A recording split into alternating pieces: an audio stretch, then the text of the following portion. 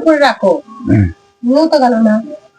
এখানে বলছি যে জীব যখন জড়জগৎ সংস্পর্শে আসে তখন তার অন্তর যে শাশ্বত কৃষ্ণ প্রেম, তখন সেটা কি রজগুণের প্রভাবে কামে পর্যবেসিত হয়। সেটা কামে পর্যবেসিত হবে যখনই আমরা বিশ্বের প্রতি আসক্ত হব, উচ্চাকাঙ্ক্ষা, হ্যাঁ, তখনই আমাদের যে অন্তরের মাঝে যে কৃষ্ণ প্রেম যেটা থাকবে সেটা কামনায় পর্যবেসিত হয় এবং নষ্ট হয়ে যায়।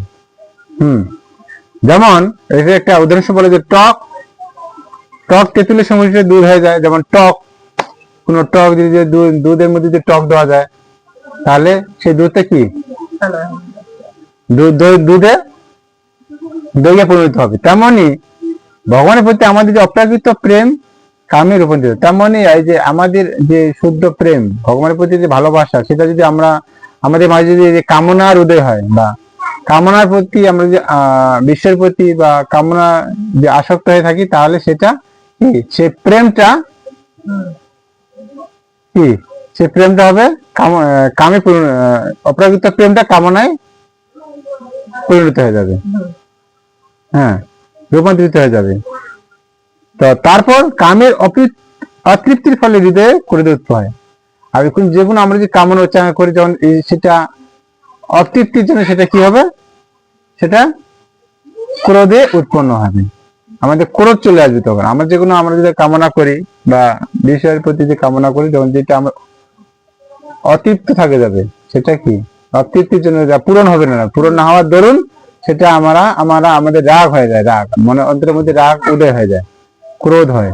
হ্যাঁ, তো ক্রোধ থেকে হবে কি মোহ, এবং এইভাবেই মহাশূন্য হওয়ার ফলে জীব জড় জগতে বন্ধনে আবদ্ধ হয়ে পড়ে।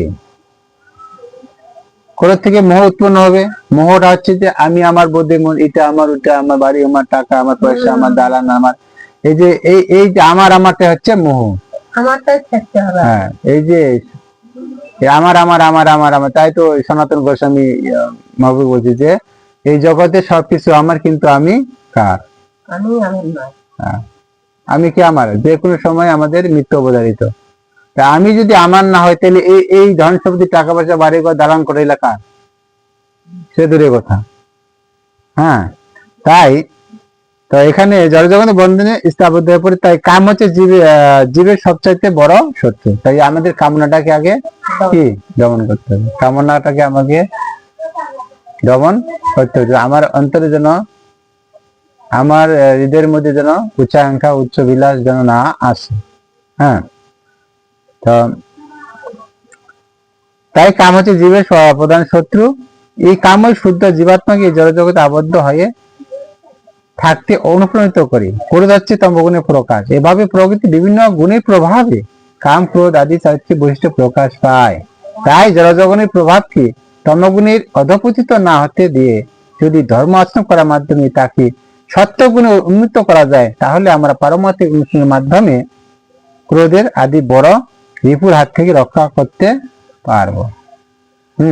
এখানে কি বলছে যে যখন এই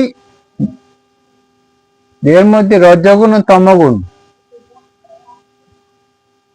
যখনই আমার উচ্চারণ